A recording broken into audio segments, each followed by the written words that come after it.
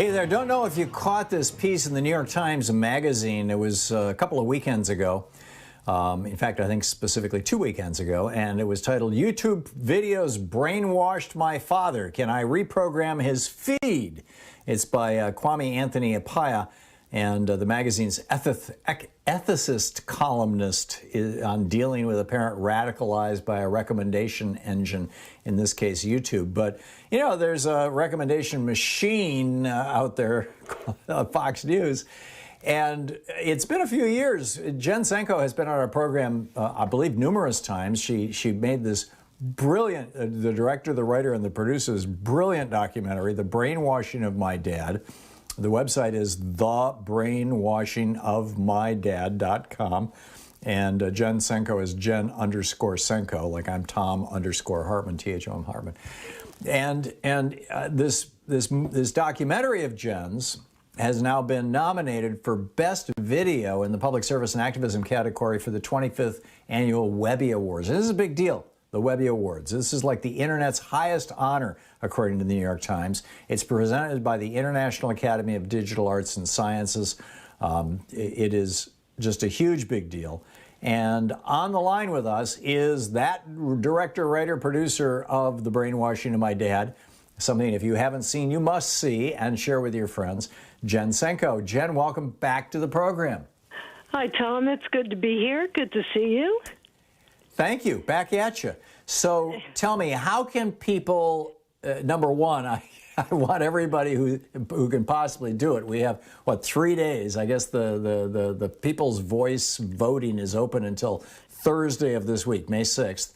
We have 3 days for people who are familiar with your movie to try and give it a plug. And my motivation for that isn't just my admiration of you and, you know, like to see people who are doing good, tough work get rewarded for it. But I'm convinced that if we can help The Brainwashing of My Dad, which is such a brilliant documentary, you know, how Fox just wiped out your father's brain, basically, and how you got it back.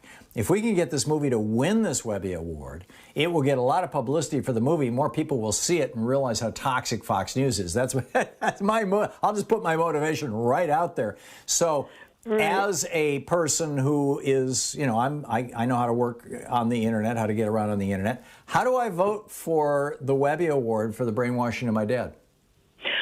The easiest way may be to go to our Twitter page, our Twitter feed, @BrainwashingDad, and there's a link there that you can click on, which will take you to vote for the Webby's People's Voice Award. So that might be the easiest way to do it, is to just go to the @BrainwashingDad Twitter feed. Okay, I'm trying that right now as we talk. We'll also be putting it on. We'll also put a link on the website. I don't know if Patrick did that. My friend Patrick did that or not yet, but he's going to put a link on the front page of the website. Okay, I've got it, and let's see. Your voice can be heard and vote. This is the pinned tweet at the top, right? I'm going to retweet this right now, and so people following my Twitter feed can also follow it. I'm not trying to compete with yours. I'm just, you know, to get it out there. So that's, you know, that kind of business out of the way. Tell us about the movie for people who are, the documentary, for people who are unfamiliar with it. What happened? Why did you produce this thing? And what has happened in the years since it first came out? Well, first of all, I just wanted to say about brainwashing. When I first titled the movie that, I knew that was what I wanted to title it, because that's what it felt like. And I was warned against using that term because it just seemed too radical at the time. But after doing the movie and after doing all my research on the movie and talking to several neuroscientists, I became convinced that, yeah, indeed, my dad was brainwashed. And so it's interesting for me to see articles like the one you mentioned where they are actually using the term brainwashing more. Yeah, so, and this is the New York Times. Yeah, that's pretty good. That's a big step. It's taken a long time for mainstream media and journalists to start talking about the dangers of right-wing media, such as Fox News, and I use the word news in quotes, air quotes. Yeah. But anyway, in the late 80s, my dad retired, and after Reagan vetoed the Fairness Doctrine, my dad discovered Rush Limbaugh on the radio. And, devoid of his friends at work and, male companions, he had Rush Limbaugh, which Rush Limbaugh had the talent of making people feel like you were in his club and you were really special because you got him. So he became addicted to Limbaugh, listening to him for 3 hours a day, and his personality drastically changed. It was odd. It was like the Pod People movie. He was angry all the time. He was obsessed with politics. He constantly wanted to argue with us. I know that what I'm saying is very familiar to so many people because it's a phenomenon now. It's like I call it like an epidemic. And so anyway, over the years, it became worse and worse, and he would just argue with the whole family. And then just to cut to the chase, and I don't know if I should reveal the end of the movie, but I'm going to. If you don't want to hear it, put your fingers in your ear. One day, my parents moved to a community, a senior community, and somehow in the move, my dad's radio broke, and he put it in the garage intending to fix it, but never got around to it. So, he was minus Rush Limbaugh. So my parents started eating lunch together again. My mother wouldn't eat lunch with him before. So that changed, and he softened a little bit. Then another thing happened because he used to listen to Fox. He'd have Fox on and Limbaugh on at the same time and turn Fox down when Limbaugh was on. So one day the TV in the kitchen conked out too. Everything was old.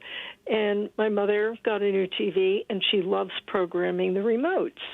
So they were kind of confusing. She had stickies all over them, like press this and this and this, and he didn't want to bother, so he just watched what she watched. Mm-hmm. Anyway, one day she called me at home and said, "You won't believe what Daddy said.